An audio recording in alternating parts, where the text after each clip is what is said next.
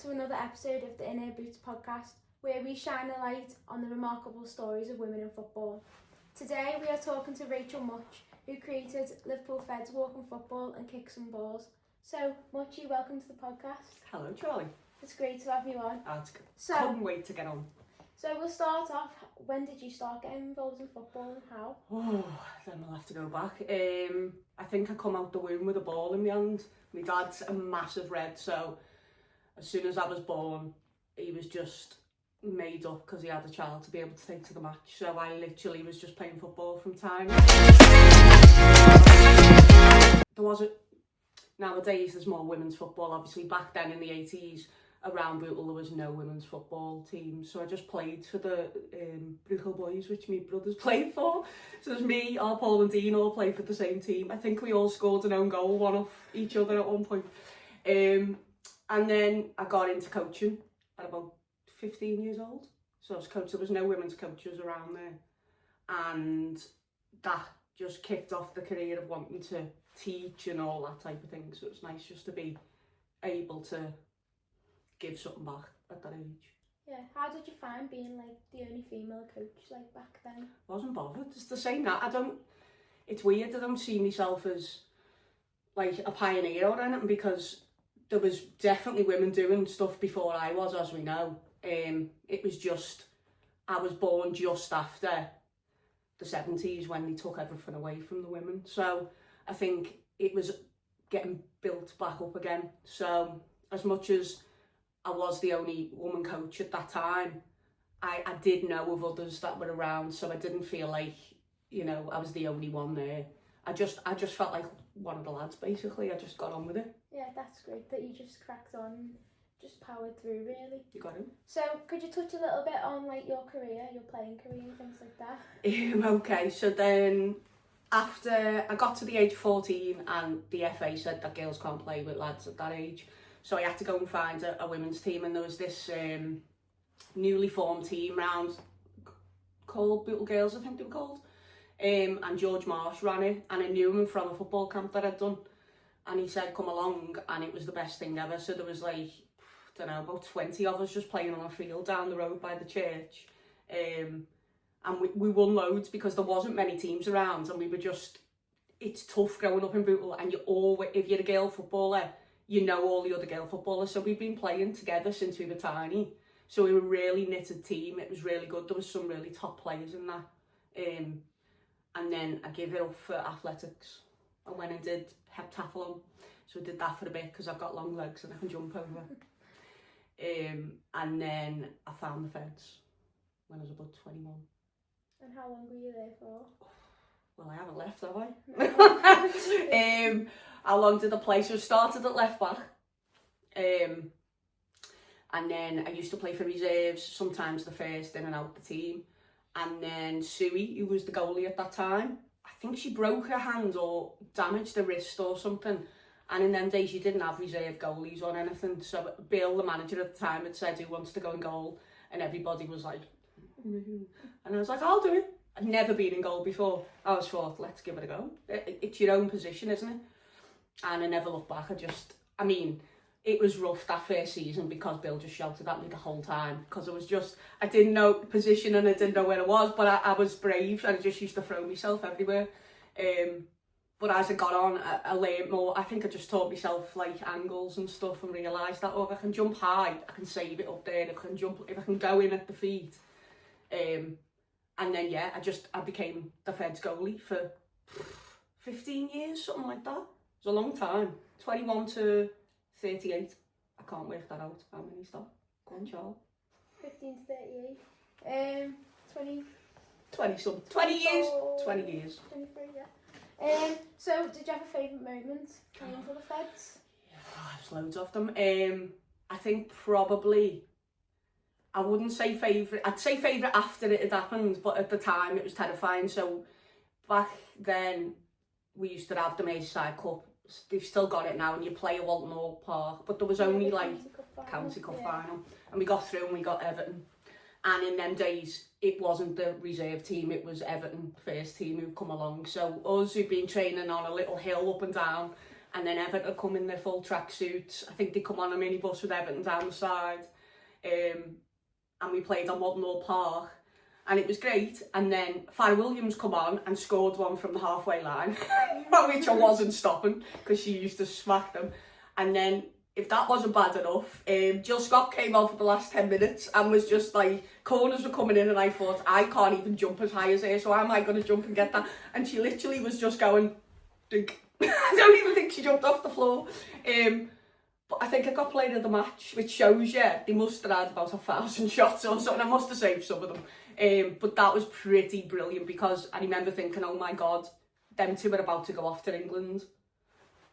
And I'm playing with them, little feds are playing against these England stars. I think that was a big moment, I think. Yeah, that would have been crazy. That would have been amazing to be playing against them, knowing where they've gone in their careers as well. Definitely. So that's amazing. Okay, so talking about women's football, how do you think it's obviously grown over, like, since then? It's obviously massively grown with the Euros and things like that. That's what I was just about to say. Touch a little bit on that. Yeah, so the Euros, I volunteered for the Euros. Not knowing how big it was going to be. They just sent out a big thing saying, we need volunteers, can you come down to Man City? I think we're doing the interviews there. And I got in there, and there was just loads of people there, and I thought, nobody knew what jobs they were going to get. And I thought I was going to go and be like crowd help and stuff, and it got to my bit where they were shouting names and my name hadn't been called, and I was like, why have I not got a little bag with stuff in? Because Adidas were sponsoring. And then they said my name and they called me over and they were like, there's been a bit of a mix-up. We've got too many of them doing the crowd thing. What would you like to do? Like, look after the kids and stuff? And I said, well, I'm a drama teacher, so yeah, I'd love that. I'm good with groups and stuff. So I ended up being the lead position for the ball boys and ball girls. Well, it was all ball girls then, because it was the women's Euros.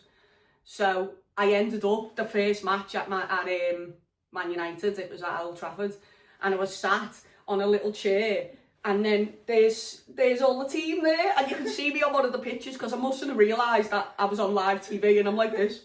And I had my phone blew up, and they were like, smile, Mutchy, smile. And I was like, what are you talking about? And they were sending me picture after picture, and I was like, oh my God. Because you're in the moment, you don't realise the cameras around you. You're on TV, even so when you're watching a match. Exactly. You don't realise. So people were sending me paused videos of me, and they were like, Mutchy, you having a good time? And I was like, I had a brilliant time. But what it was, I knew I had a job to do. So I had to make sure that if the ball went out, the ball girls were paying attention, because if they weren't, that was my fault. So every time the ball went out, I was like this.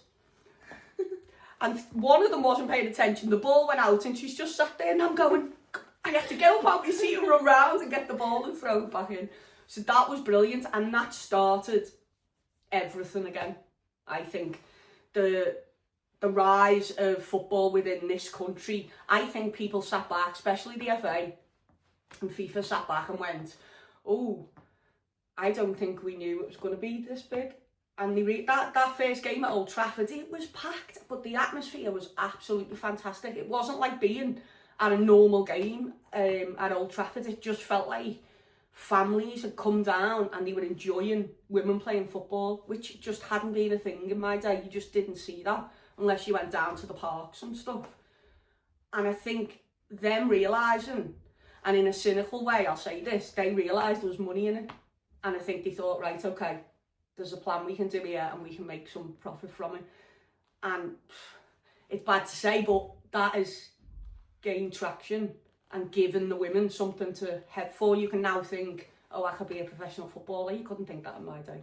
Yeah. It's not it just was not a thing. You could call yourself a professional footballer, you could play for Everton and Liverpool, but you were never getting paid. You might get travel expenses, but that's it. Yeah, and there's now loads more teams across the whole pyramid, and even in just Liverpool in general, there's so many women's teams that you can play for at any level. It doesn't even have to be up in the professional and WSL and things like that. Well, you know that, because you'll go and you just want to play, don't you? Yeah. You just want to be out there and play, and you don't. I think you just want a team where you feel comfortable and you're having a good time. Well, that's what football's about, isn't it? And where you can develop at the exactly. same time. Obviously, I was at the Euros as well, so I know about how big the game was at Old Trafford, and the atmosphere was amazing. It felt like a packed stadium, and I think it even was. Yeah. Because it was just, sold out. the atmosphere was just amazing, and everyone was just wanting to support England. I think that's what drove us to win it, to be honest. Definitely. So I hope that this year is just as big as well. So moving on, I know that you set up Liverpool Feds Walking Football. So could you tell us a little bit about that? Okay, so that is my passion project. So I think it was after I'd left the Feds because I was too old to be in goal anymore. I was a bit bored of not playing. I'd injured my ankle. Diving about doesn't do any good for the old bones. So I used to just not really. I'd play a bit of five-a-sides or whatever. And then some of the older Feds had got in touch and said, there's a walking football tournament. Now, none of us knew what that meant because it wasn't a thing. So this must have been 7, 8 years ago, something like that. And it was held by Dick Kerr, which are the, pioneers of women's football. We still talk about them today. And them as a club were putting on this walking football. So I said, all right, I'll go and goal. Went up there. I think we got beat by Newcastle or something.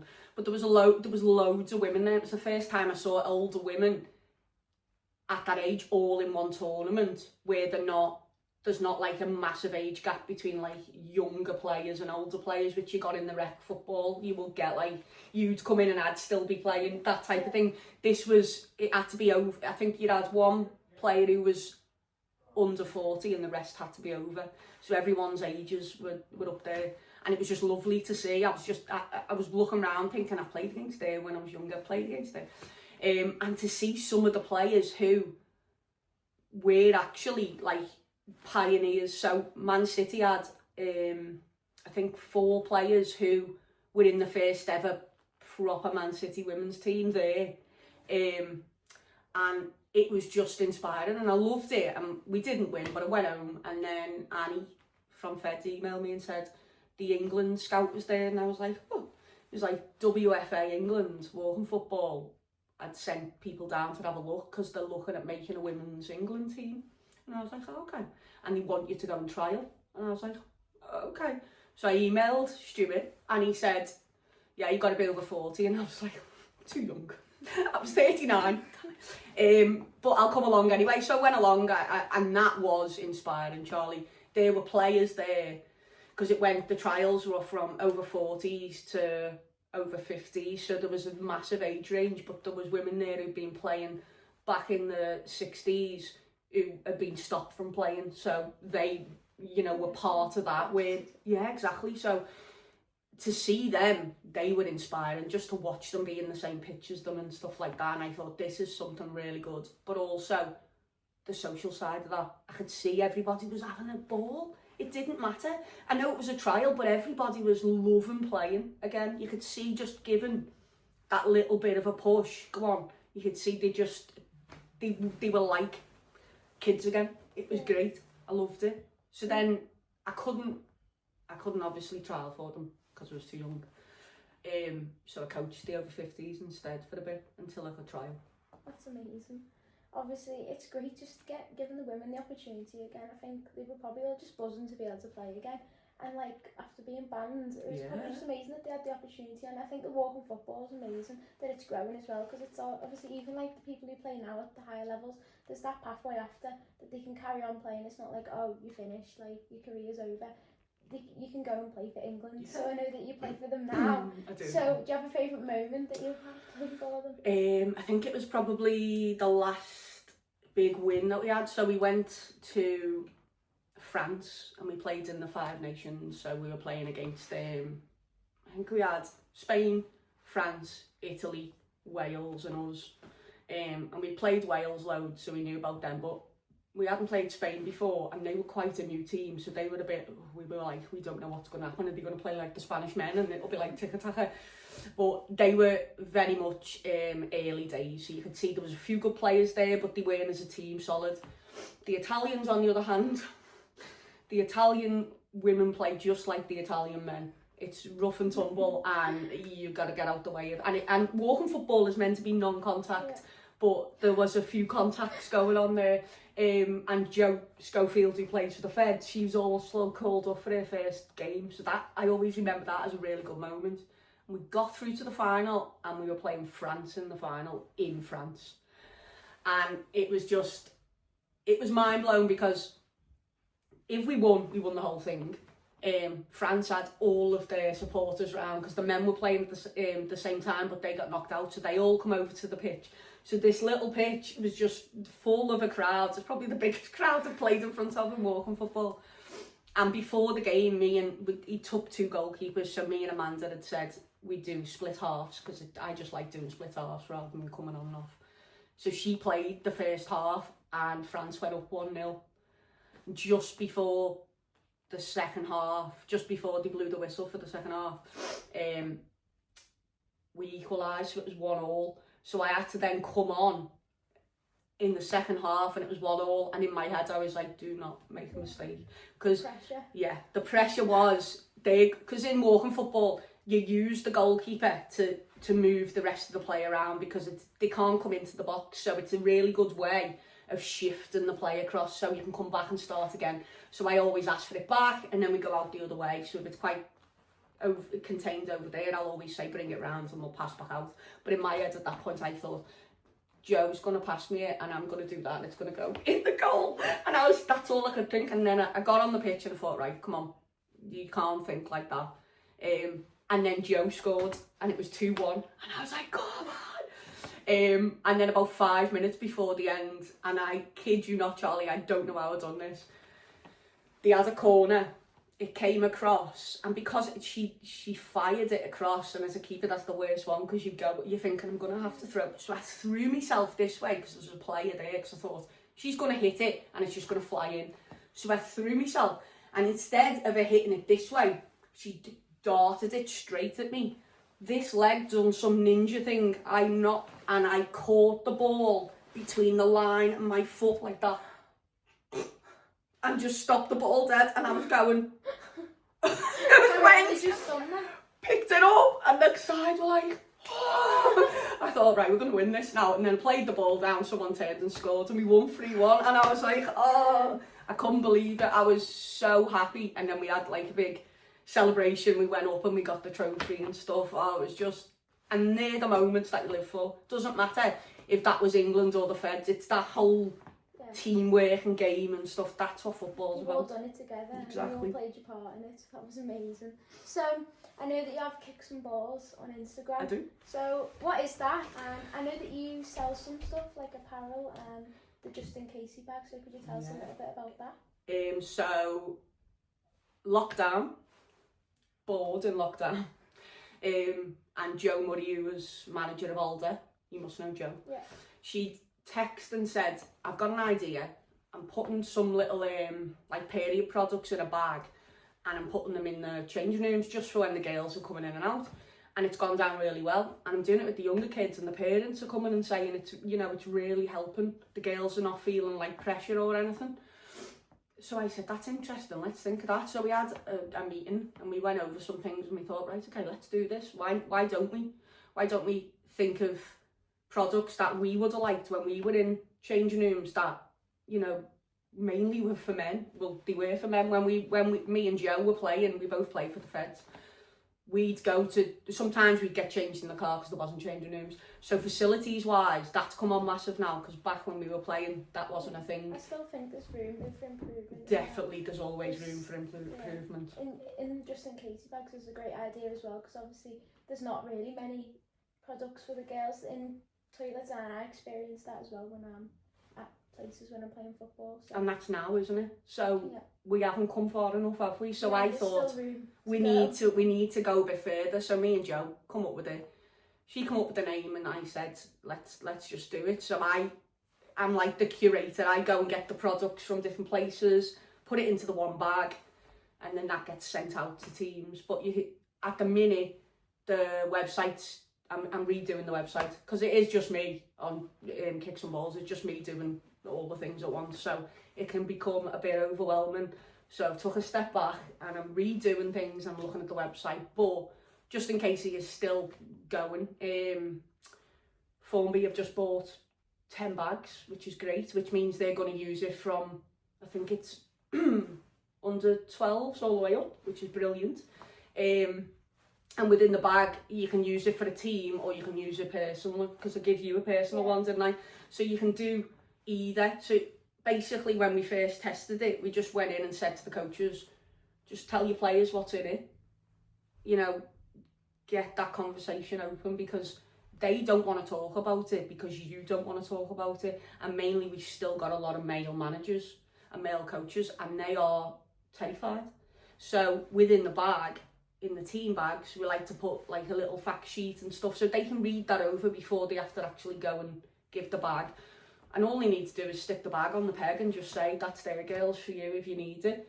And it just takes everything away, all the pressure. I mean, I know the amount of stress you go through if you haven't got something, so having something there is just great. And having something for free, I mean, if your club's going to buy you in. Because I know that the Liverpool Women's and Youth Football League's also taking that on board as well. And I know the county, for one of the workshops I'm doing, we're going to bring that in as well. It's like a bit of a incentive for the clubs to be like, oh, we're going to get this from it, but it's also helping them out, because as you say, it needs to be a bit more of an open conversation, especially with the male managers. Definitely. Some girls don't feel comfortable going and speaking about it, so it needs to become a little bit more like the norm. Definitely. And I think it's hard, isn't it, because it's a natural thing that we all go through, but it becomes a stigma that it shouldn't be. So even like the younger girls, I remember it being in changing rooms years ago, the younger girls wouldn't even ask the older teammates because they felt embarrassed. Now, the teammates have gone through exactly what they've gone through, but it was this thing that you just don't talk about that. But it is one of the things that plays a massive role, especially in like being a goalkeeper. If my cycle is at the wrong time for when I'm training for England, I'll say to my manager, my coordination's going to be off today. I said it last time, he looked at me like that, and I said, it's the bit of me cycle I'm in, my coordination goes at a certain point, so I know I'm not going to be able to catch as well. I'm not going to be able to get down and dive as well or recover back up. And he's took that on board now, which is great, because he was just like, I don't know what you're talking about, Mutchy. But now he's like, is everything okay? Can I do anything to help? But I look after myself that way. You need people within that system, like yourself, you know, like Ellie, we've had a meeting about giving them to teams. The FAs are buying them, give them to teams, and then that takes away that whole someone has to go and source it. It's there for them to just buy. They don't have to do it themselves. Exactly. Really. So I think that's everything we've covered. It's been great chatting. It's been great chatting to you. So thank you so much for joining us today, Mutchy. Mutchy's inspiring work is amazing with the kicks and balls and the Just In Casey bag and the Liverpool Feds. Make sure to subscribe, like and leave a review.